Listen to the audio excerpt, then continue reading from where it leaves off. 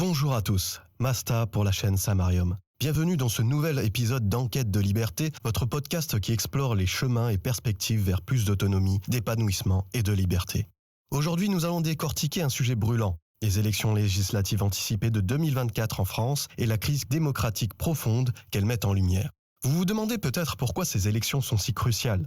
Eh bien, au-delà des simples résultats électoraux, elles révèlent des dysfonctionnements structurels de notre système politique que nous allons explorer ensemble.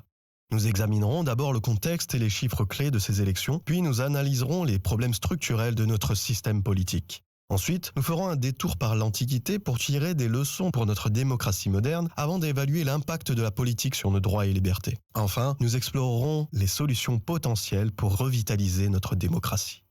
Commençons par plonger dans le contexte. Le 9 juin 2024, le président Emmanuel Macron dissout l'Assemblée nationale, provoquant des élections législatives anticipées pour les 30 juin et 7 juillet prochains. Cette décision intervient dans un climat de tension sociale et politique exacerbée. Mais que nous disent les chiffres sur l'ampleur de cette crise ? Analysons ensemble quelques données révélatrices. Tout d'abord, l'abstention record. Aux législatives de 2022, elle avait atteint 52,49% au second tour selon le ministère de l'Intérieur.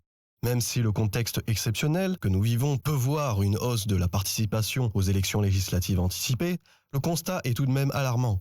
Seulement la moitié des citoyens élisent les représentants de notre République. Il y a aussi la montée des extrêmes. Les sondages prédisent en effet une progression fulgurante du Rassemblement national, qui pourrait très bien obtenir une majorité de sièges en 2024 contre 89 en 2022. Parlons aussi de la crise de la représentativité, baisse de la parité homme-femme et surreprésentation des cadres supérieurs occupant la fonction de député sont autant de causes de manque d'implication du citoyen français.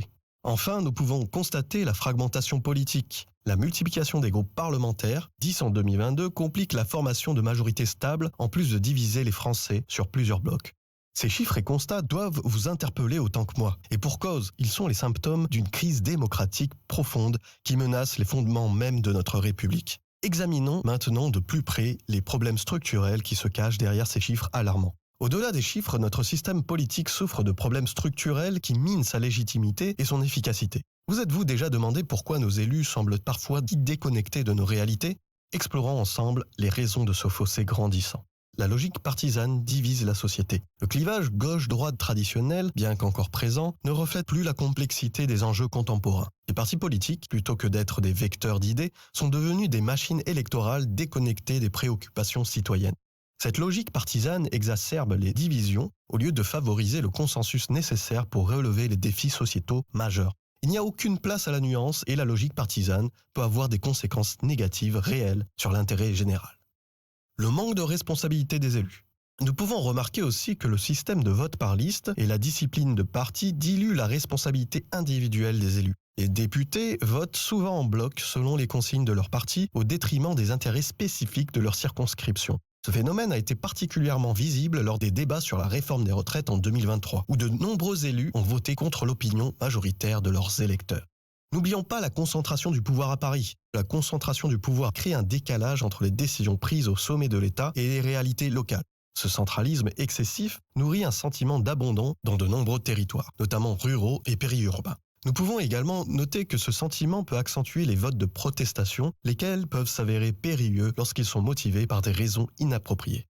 Enfin, la carrière politique est devenue un métier à part entière, avec ses propres codes et sa propre logique de progression. Cette professionnalisation éloigne les élus de la réalité quotidienne de leurs concitoyens et favorise une forme d'entre-soi politique. Les rémunérations et avantages substantiels accordés aux élus, indemnités, retraites, etc., renforcent cette perception d'une classe politique déconnectée. Ces problèmes structurels ne sont pas nouveaux, mais leur accumulation et leur aggravation menacent aujourd'hui la légitimité même de notre système démocratique. Alors que pouvons-nous faire face à cette situation ? Il est fascinant de constater que certains des problèmes que nous rencontrons aujourd'hui étaient déjà présents, sous une forme ou une autre, dans les démocraties antiques. Prenons l'exemple de la démocratie athénienne, souvent considérée comme le berceau de notre système politique moderne. À Athènes, au 5e siècle avant Jésus-Christ, la participation directe des citoyens était au cœur du système démocratique. L'Ecclésia, l'Assemblée des citoyens, se réunissait régulièrement pour débattre et voter des lois. Cette pratique contraste fortement avec notre système représentatif actuel où les citoyens délèguent leur pouvoir à des élus. De plus, les Athéniens avaient mis en place des mécanismes pour lutter contre la corruption et l'abus de pouvoir. L'ostracisme, par exemple, permettait aux citoyens de bannir pour 10 ans un homme politique jugé dangereux pour la démocratie. N'est-ce pas là une forme de responsabilité politique que nous pourrions réinventer pour notre époque ? Un autre aspect intéressant de la démocratie athénienne était le tirage au sort pour certaines fonctions publiques. Cette méthode visait à garantir une représentation équitable et à éviter la professionnalisation de la politique. Ne pourrions-nous pas nous inspirer de cette pratique pour renouveler notre classe politique et la rapprocher des citoyens ? Cependant, il est important de noter que la démocratie athénienne avait aussi ses limites. Elle excluait une grande partie de la population, notamment les femmes et les esclaves. Notre défi aujourd'hui est de créer une démocratie véritablement inclusive qui donne voix au chapitre à tous les membres de la société.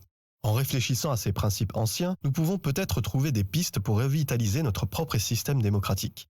Comment pourrions-nous renouer avec l'idéal de participation citoyenne directe tout en l'adaptant à l'échelle et à la complexité de nos sociétés modernes ?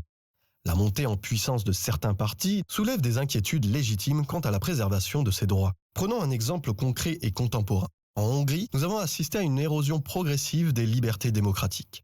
Depuis son arrivée au pouvoir, en 2010, le gouvernement hongrois a mis en place une série de réformes qui ont considérablement réduit l'indépendance des médias, affaibli le système judiciaire et limité les droits des minorités. En France, bien que nous n'en soyons pas à ce stade, certaines propositions politiques soulèvent des inquiétudes similaires, notamment celles qui pourraient potentiellement remettre en question des droits, des principes fondamentaux inscrits dans notre Constitution et dans les traités internationaux que la France a signés. La vigilance démocratique est cruciale. Les choix politiques que nous faisons aujourd'hui peuvent avoir des conséquences durables sur nos libertés de demain. C'est pourquoi il est essentiel de comprendre les enjeux de ces élections et de s'engager activement dans le processus démocratique. Comme ce podcast a pour objet d'apprendre, de comprendre, de partager et de trouver des solutions ensemble, passons maintenant aux solutions potentielles. Face à ces défis, plusieurs pistes de réforme sont envisageables. Mais attention, chacune présente ses avantages et ses inconvénients. Examinons-les ensemble et réfléchissons à leur faisabilité. La réforme du système électoral est assez tentante. Concernant une réforme du système électoral, l'introduction d'une dose de proportionnel ou d'un système de vote préférentiel pourrait améliorer la représentativité de l'Assemblée nationale. Le système de vote unique transférable utilisé en Irlande permet par exemple une meilleure représentation des différentes sensibilités politiques. Cependant, une telle réforme pourrait aussi conduire à une plus grande fragmentation politique et à des difficultés pour former des majorités stables. Concernant le sujet de la décentralisation et le renforcement de la démocratie locale, nous pouvons nous inspirer du modèle suisse de démocratie directe, qui pourrait rapprocher les décisions des citoyens. La mise en place de référendums d'initiatives citoyennes au niveau local et national permettrait une participation plus directe des citoyens aux décisions qui les concernent. Toutefois, cette approche nécessite une culture politique mature et pourrait ralentir les processus décisionnels. Concernant le renforcement de la transparence et de la responsabilité des élus, nous pouvons mettre en place des mécanismes d'évaluation régulière des élus par leurs lecteurs associés à des conséquences concrètes, la possibilité de révocation par exemple. Ceci pourrait renforcer la redevabilité des politiques. Des plateformes numériques permettant aux citoyens de suivre l'activité de leurs élus en temps réel pourraient également être développées. Cependant, ces mesures doivent être équilibrées pour ne pas entraver l'action politique à long terme. Concernant la limitation du nombre de mandats consécutifs, nous pourrions aller encore plus loin dans ces mesures qui viseraient à limiter la professionnalisation de la politique et à favoriser le renouvellement des idées. Là encore, pour mettre les choses en perspective, il s'agit toutefois d'une solution à nuancer car elle priverait d'un autre côté la vie politique d'expériences précieuses et pourrait renforcer le poids des lobbies et des technocrates. Enfin, concernant une potentielle réforme de la formation des élites politiques, une solution qui me paraît tout aussi importante, diversifions les parcours menant aux fonctions électives en favorisant par exemple l'entrée en politique de personnes issues du monde associatif, entrepreneurial ou syndical. Cela pourrait enrichir la représentation nationale. Trouver des nouvelles voies permettant à tous les citoyens souhaitant s'engager en politique pourrait également être envisagées. Ces pistes de réforme vous semblent-elles suffisantes ? Leur mise en œuvre nécessiterait un large débat national et un consensus politique difficile à obtenir dans le contexte actuel. Mais n'est-ce pas justement le défi que nous devons relever pour revitaliser notre démocratie ? Pour conclure, les élections législatives anticipées de 2024, provoquées par la dissolution de l'Assemblée générale, ne sont que la partie émergée de l'iceberg d'une crise démocratique profonde en France. Elles révèlent les failles d'un système politique qui peine à répondre aux défis du XXIe siècle. Les réformes nécessaires sont ambitieuses et leur mise en œuvre complexe, mais elles sont indispensables pour revitaliser notre démocratie et préserver nos libertés fondamentales. Je terminerai ce podcast avec une citation de Nelson Mandela. « Être libre, ce n'est pas seulement se débarrasser de ses chaînes, c'est vivre d'une façon qui respecte et renforce la liberté des autres. » Mon conseil sera que dans notre quête de liberté, nous devons construire une démocratie qui garantit cette liberté pour tous. Qu'en pensez-vous? Ces élections législatives anticipées de 2024 ne sont-elles pas le signal d'alarme dont nous avions besoin pour repenser en profondeur notre système démocratique? C'est à nous, citoyens, de nous réapproprier le débat politique et d'exiger les changements nécessaires pour construire une démocratie plus vivante, plus représentative et plus à même de relever les défis de notre temps. Merci d'avoir suivi cet épisode d'Enquête de liberté. N'hésitez pas à partager vos réflexions et à poursuivre le débat en commentaire sur YouTube. Abonnez-vous, prenez soin de vous, à la prochaine.